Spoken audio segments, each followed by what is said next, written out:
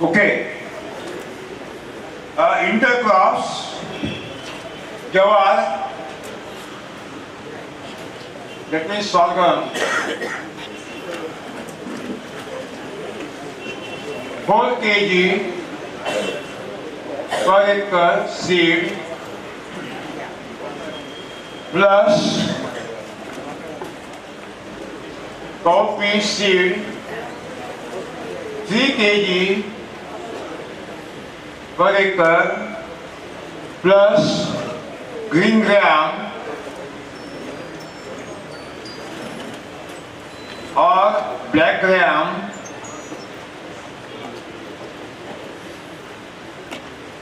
seeds 2 kg plus coriander seeds 1 kg per acre. Mix after Bijamrutam treatment and sow. This is main crop and this is Jawar is the main crop, these are the intercrop. These are It is a mixed crop, it is a mixed pattern. mixed pattern. But You have to mix the seed and sow. All. நீங்கள் பார்ப்பது முதன்மை பயிர் சோளமாகும். முதன்மை பயிர் இது ஒரு வித இலை தாவரமாகும். 4 கிலோ ஒரு ஏக்கருக்கு விதைகள் தேவைப்படும். ஒரு ஏக்கருக்கு 4 கிலோ தேவைப்படும்.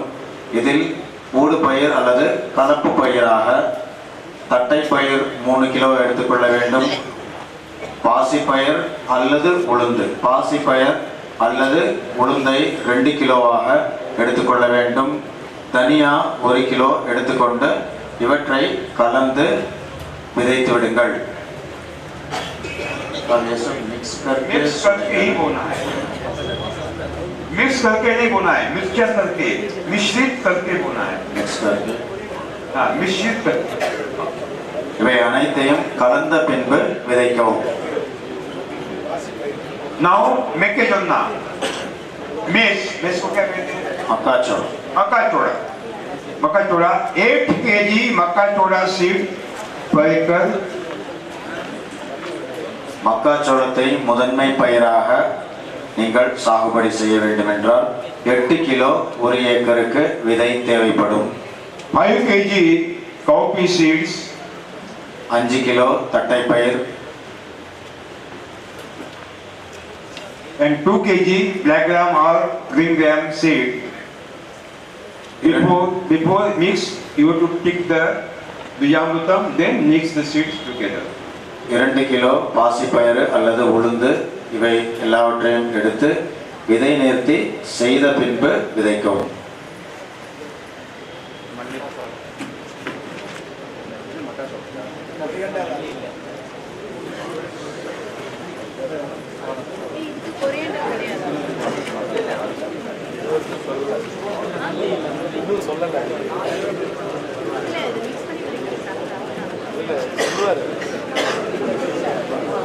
Okay. Yeah.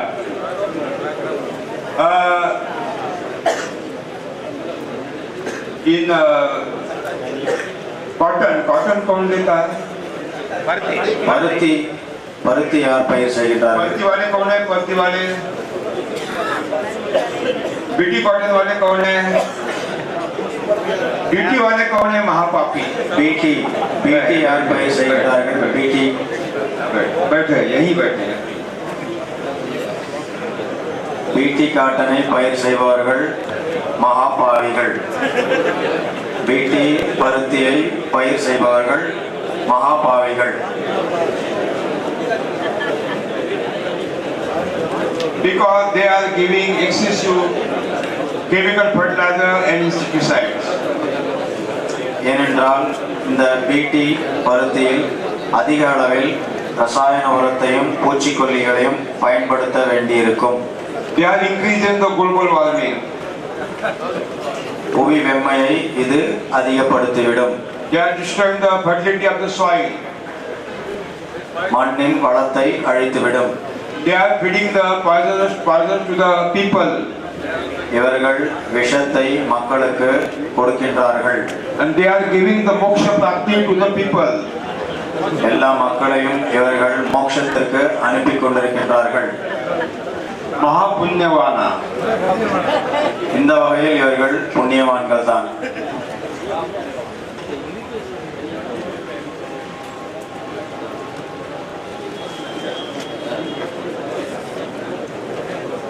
Cotton. பருத்தி எவ்வாறு பயிர் செய்வது? Pretty cotton also we can go in urban farming very well, without any fertilizer. BT பருத்தியும் செலவில்லாத இந்த இயற்கை வேளாண்மையில் நன்றாகவே வருகின்றது. Not necessary to purchase seed every year. We have to sow the second generation of the BT also. இந்த PT பருத்தி விதைகளை ஒவ்வொரு வருடமும் சந்தையில் சென்று வாங்க வேண்டிய அவசியம் இருக்காது. செலவில்லாத இயற்கை வேளாண்மை செய்தால் நாமே நம்முடைய விதைகளை தேர்வு செய்து கொள்ளலாம். Because BT is not a terminated seed.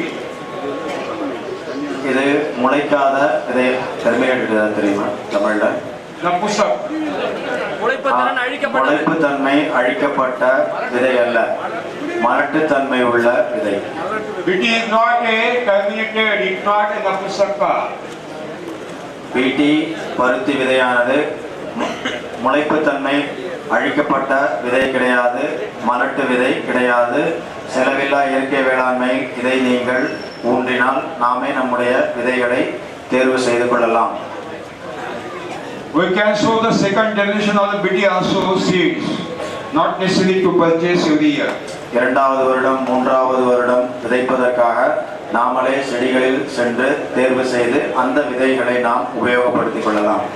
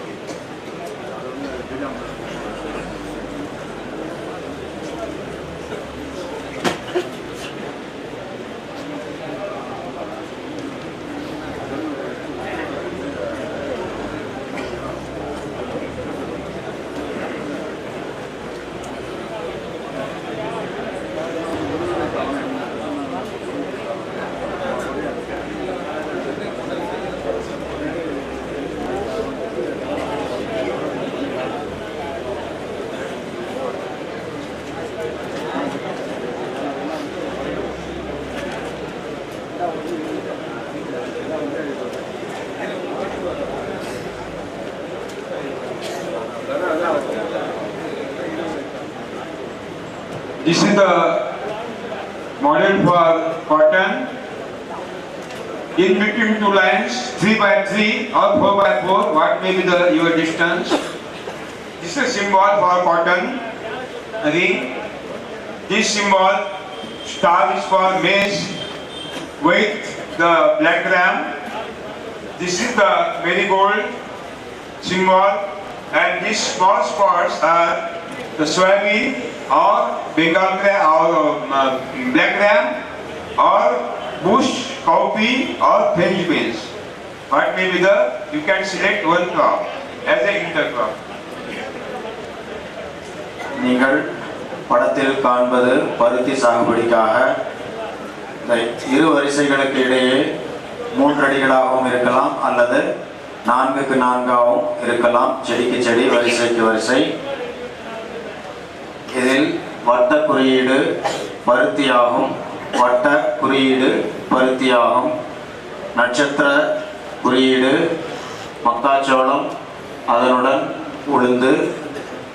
நட்சத்திர குறியீடு மக்காச்சோளம், அதனுடன் உளுந்து. முக்கோண குறியீடு துர்க்க சாமந்தி. புள்ளியாக வைக்கப்பட்டிருப்பது ஊடு பயிர்களாகும். புள்ளியாக வைக்கப்பட்டிருப்பது ஊடு பயிராகும். சோயாபீன் அல்லது உளுந்து அல்லது தட்டைப்பயிர், புதர் போன்று வளரக்கூடிய தட்டைப்பயிர் அல்லது பிரெஞ்ச் பீன்ஸ்.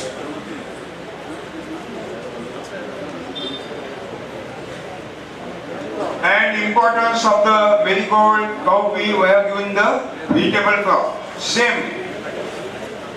Same importance. ஏன் நாம் Same activities.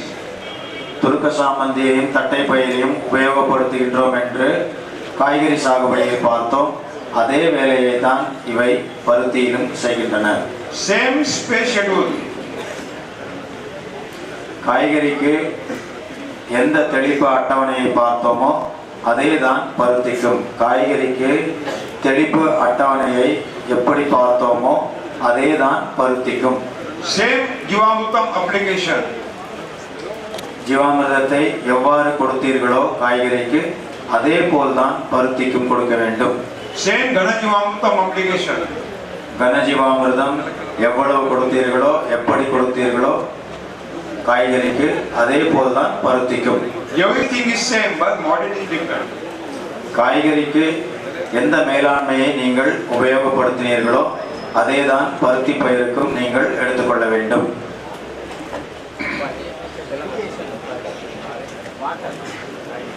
And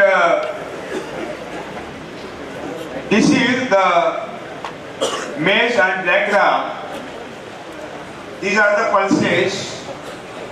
Pulses are having 75 days duration. The pulses are having 75 days duration. இந்த புள்ளிகள் படத்தில் காண்பது பருப்பு வகை பயிர்களாகும். இவற்றின் வாழ்நாள் 75 நாட்களாகும். ஊடு பயிர்களாக உபயோகிக்கின்றீர்கள். இந்த புள்ளிகளை பார்த்தால் இவை பருப்பு வகை பயிர்கள். இவற்றின் வாழ்நாள் 75 நாட்களாகும். The roots of the pulses will give nitrogen on the both side cotton plants and marigold and maize also. இந்த பருப்பு வகை பயிர்களை நாம் ஊடு பயிர்களாக பயிர் செய்து உள்ளோம்.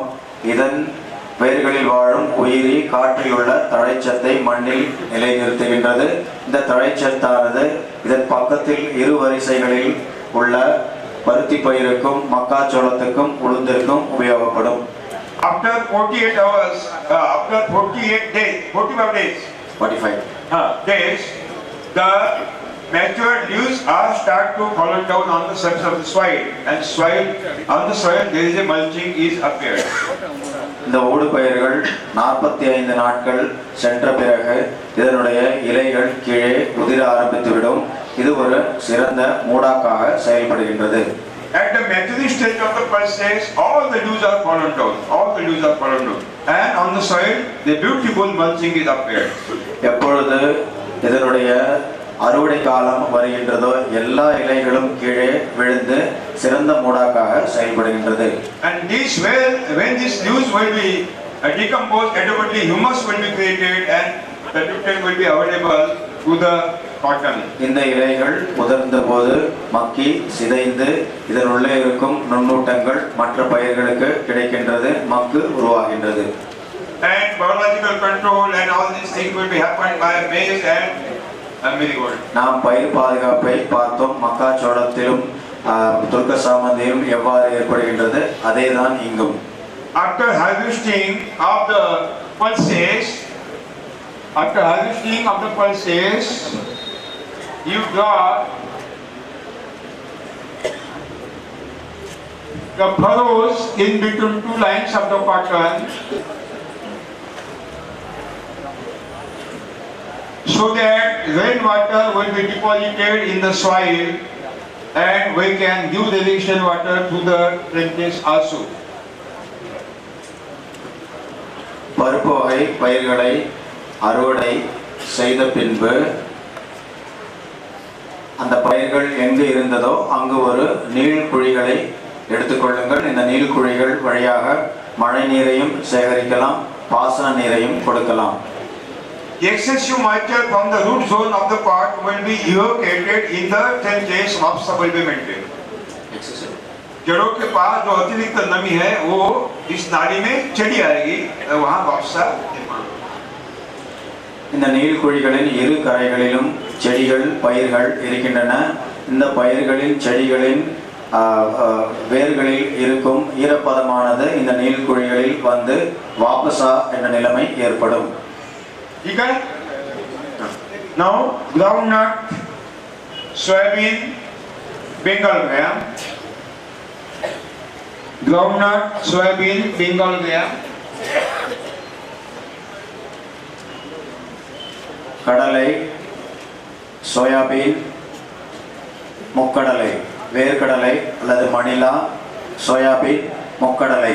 Who are taking the soybean crop? Anybody? Soybean யார் சாகுபடி செய்கின்றார்கள்? Nobody. Soybean. Nobody. Beautiful. That is the correct decision. Because nobody eats the soybean. Only pigs are eating soybean cake in England and European America. We are taking crop for American and European meat industry. It is a mapapa. It is a yes. It is a mapapa. Yes. சோயாபீனை நாம் பயிர் செய்யவே கூடாது. ஏனென்றால் இந்த சோயாபீனை ஐரோப்பிய அமெரிக்க நாடுகளில் பன்றிகளை வளர்க்கின்றார்கள். இந்த பன்றிக்கு இது உணவாக பயன்படுகின்றது. எனவே நாம் சோயாபீனை சாகுபடி செய்யவே கூடாது. Okay. When you sow the seeds of the Bengal gram or groundnut in visible places, after germination of the seed, in between two gaps of the plant, at the distance of 6 by 6 feet or 8 by 8 feet, you develop two seeds of the sunflower. After germination, where there is a gap, in that gap, at the distance of 6 by 6 feet or 8 by 8 feet, take the seed by Bijamuttam and dibble the seeds of the sunflower in that. மணிலாவோ அல்லது முக்கடலையோ நீங்கள் பயிர் செய்த பிறகு அது முளைக்கும். முளைத்த பின்பு 6 அடியோ அல்லது 8 அடி இடைவெளியிலே நீங்கள் சூரியகாந்தி விதையை விதைக்கவும். மணிலா அல்லது முக்கடலையை நீங்கள் பயிர் செய்கின்றீர்கள், அதனுடைய விதைகளை விதைக்கின்றீர்கள். விதைத்த பின் அது முளைக்கும். முளைத்த பிறகு அந்த செடியிலிருந்து 6 அடியோ அல்லது 8 அடி இடைவெளியில் சூரியகாந்தி விதையை விதைக்கவும்.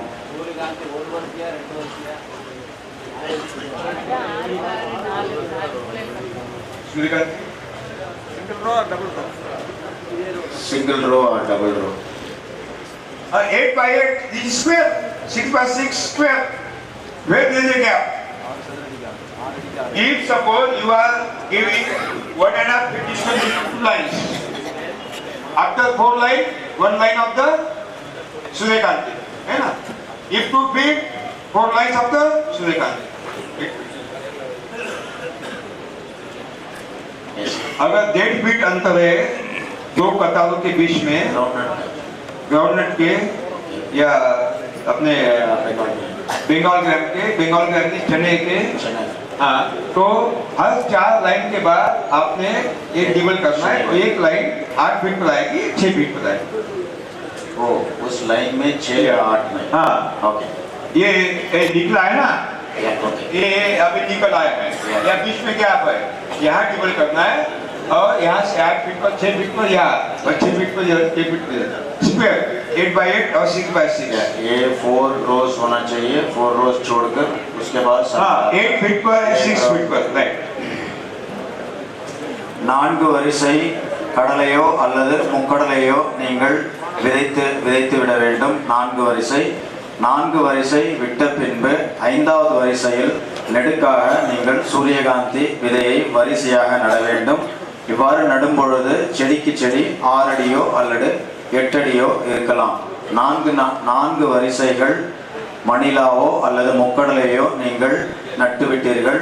4 வரிசைக்கு அடுத்து சூரியகாந்தி விதையை நட வேண்டும். எப்படி நட வேண்டும் என்றால் விதைக்கு விதை 6 அடியோ அல்லது 8 அடியோ இடைவெளி இருக்கலாம். Because the leaves of the Bengal gram or groundnut do not want full intensity of the solar light. The full intensity of the solar light is 7,000 to 12,000 foot candle. In this intensity, the leaves cannot do the work very well. They work only in the evening or morning. ஏனென்றால் ஏன் இவ்வாறு சூரியகாந்தி விதையை விதைக்கின்றோம் என்றால் மணிலாவோ வேர்க்கடலையோ அல்லது முக்கடலையோ நீங்கள் விதைக்கும் பொழுது இந்த இலைகளானது சூரிய வெப்ப சக்தி அதிகரிக்கும் பொழுது 7,000 முதல் 12,000 ஃபுட் கேண்டில் அளவிற்கு சூரிய வெப்ப சக்தி அதிகரிக்கும் பொழுது இவை வேலை செய்வதை நிறுத்திவிடுகின்றது, உணவு உற்பத்தியை நிறுத்திவிடுகின்றது. இது காலை நேரங்களிலோ அல்லது மாலை நேரங்களிலோ எப்பொழுது சீதோஷ்ண நிலை கம்மியாக உள்ளதோ அப்பொழுது மட்டும்தான் வேலை செய்யும்.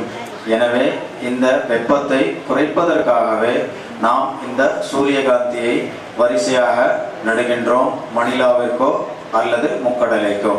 The leaves of the groundnut or Bengal gram want 5,000 to 7,000 foot candle intensity only. ஏனென்றால் இந்த மணிலாவின் இலையோ முக்கடலையின் இலைக்கோ சூரிய வெப்ப சக்தி 5,000 முதல் 7,000 ஃபுட் கேண்டில் மட்டுமே இருக்க வேண்டும்.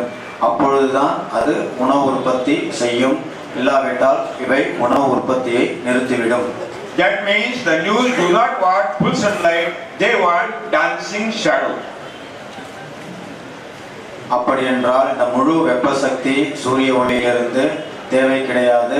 நிழல்கள் நடனமாடுகின்றது போல் நிழல்கள் இதற்கு தேவைப்படுகின்றன. And the dancing shadow is given by the Suryakanti plants. இவ்வாறு நடனமாடும் அமைப்பு போன்ற இந்த நிழலை சூரியகாந்தி தருகின்றது. And you will get the best flower of the Suryakanti and you will get additional income by the Suryakanti.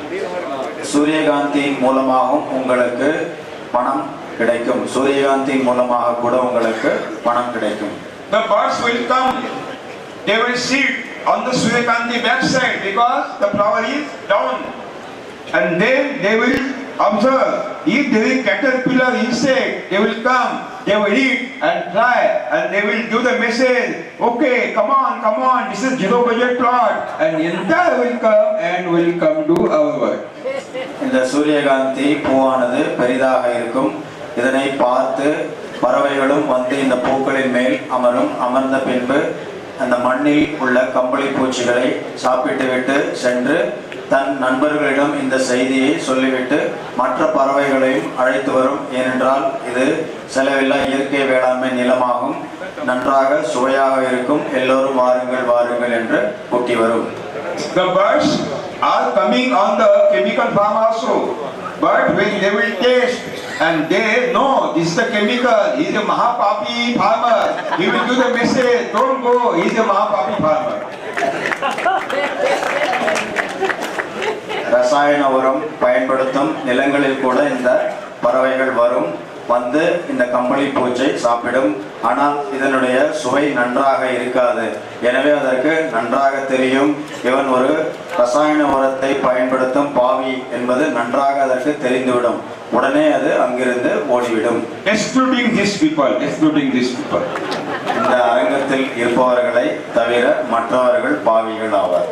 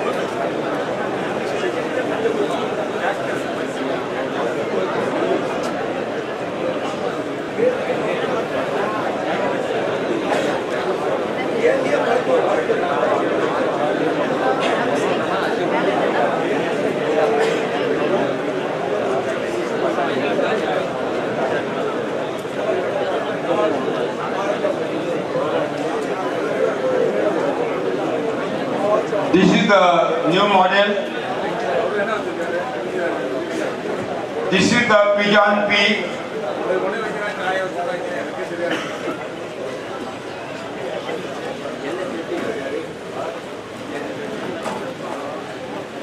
This is the furrow 1.5 feet. This is the bed 3 feet. In the center of the bed, we have taken pigeon pea or drumstick, mulaga.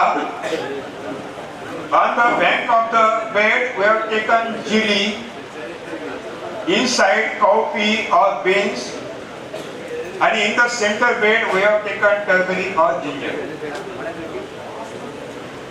நீங்கள் இந்த படத்தை பாருங்கள். படத்தில் உள்ளதை பாருங்கள். சால் பார் போன்ற அமைப்பு உள்ளது. ஒரு மேட்டுப்பாத்தியும் உள்ளது. சால் உள்ளது.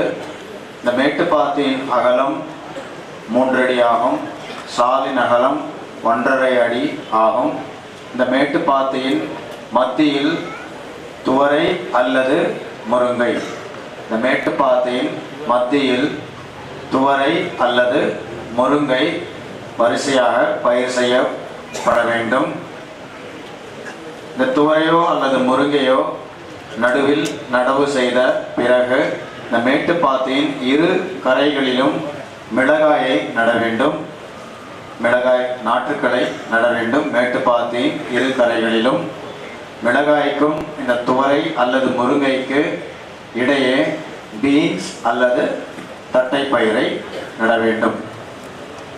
பீன்ஸ் அல்லது தட்டை பயிரை நட வேண்டும். அடுத்த மேட்டுப்பாத்தியில் இஞ்சி அல்லது மஞ்சளை நடவு செய்ய வேண்டும். இஞ்சி அல்லது மஞ்சளை நடவு செய்ய வேண்டும். அதன் பிறகு மறுபடியும் துவரை அல்லது முருங்கை, அதன் பிறகு இஞ்சி மஞ்சள் என்று தொடர்ச்சியாக செல்லும். The use of the turmeric or ginger or chili, that means all spices, do not want the full sunlight. They want somewhat shade. இந்த இஞ்சி மற்றும் மஞ்சளின் இலைகளுக்கும் முழு சூரிய வெளிச்சம் ஆகவே ஆகாது. இதற்கு நிழல் தேவைப்படுகின்றது. In the full sunlight, the intensity of sunlight is 7,000 to 12,000 foot candle. சூரிய வெளிச்சம் முழுவதுமாக இருந்தால் 7,000 முதல் 12,000 ஃபுட் கேண்டில் என்ற செறிவு இருக்கும், வெப்ப சக்தி இருக்கும். But the use of the turmeric or ginger and chili also want only 3,700 to 6,000 foot candle intensity. இஞ்சி மஞ்சளுக்கு எவ்வளவு சூரிய வெப்ப சக்தி தேவை என்றால் 3,700 முதல் 6,600 வரையிலான சூரிய வெப்ப சக்தியே போதுமானது. That means the use of the turmeric, ginger and chili do not want full sunlight, they want shade. Chili also. Chili. இஞ்சி மஞ்சள் மற்றும் மிளகாய்க்கு நேரடியான அதிகப்படியான சூரிய வெப்ப சக்தி தேவைப்படாது. இதற்கு நிழல் தேவைப்படுகின்றது. If the turmeric or ginger will grow in the full sunlight, the leaves will turn into yellowish color and it will start to dry. முழுவதுமாக சூரிய வெளிச்சம் இஞ்சி அல்லது மஞ்சளில் பட்டால் இந்த இலைகள் மஞ்சளாக மாறிவிடும். Because in full sunlight photosynthesis stops. இவ்வாறு மஞ்சளாக மாறிவிட்டால் ஒளிச்சேர்க்கை, உணவு தயாரிப்பதற்கான ஒளிச்சேர்க்கை நின்றுவிடும்.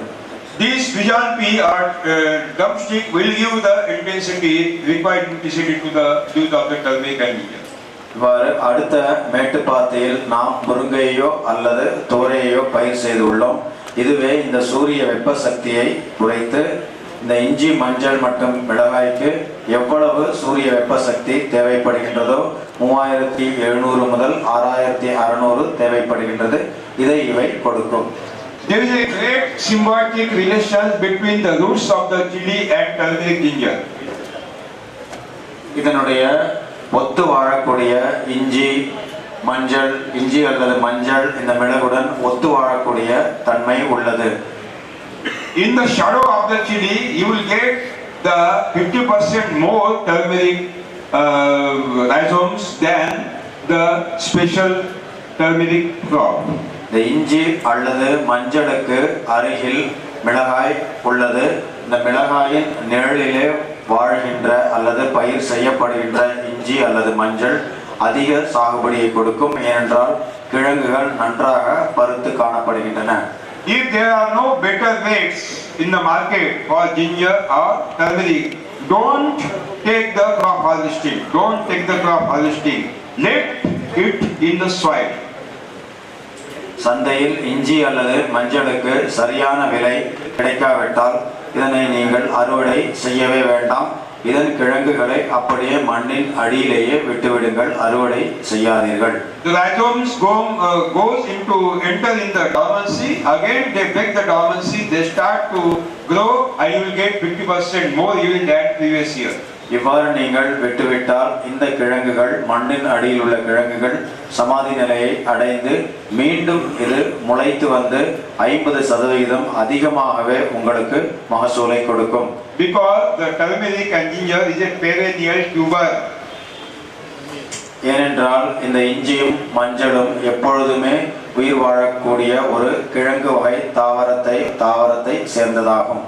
Same Jivamutam, Ghana Jivamutam, space schedule, same all the things which are given, same. Like vegetables. Yeah. எப்படி நீங்கள் காய்கறி சாகுபடிக்கு எந்த மேலாண்மையை உபயோகப்படுத்தினீர்களோ, ஜீவாமிர்தமோ அல்லது கன ஜீவாமிர்தமோ, பயிர் பாதுகாப்போ, நீர் மேலாண்மையோ எப்படி செய்தீர்களோ அதையே நீங்கள் இதற்கும் செய்ய வேண்டும். இஞ்சி அல்லது மஞ்சளுக்கும் செய்ய வேண்டும். And you will get the production of coffee, bean, chili, drumstick and turmeric, ginger. Problem will be created where we have to keep the money.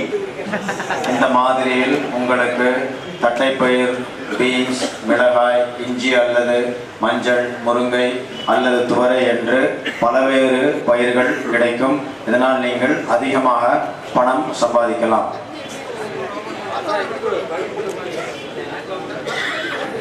In Swiss bank, no doubt.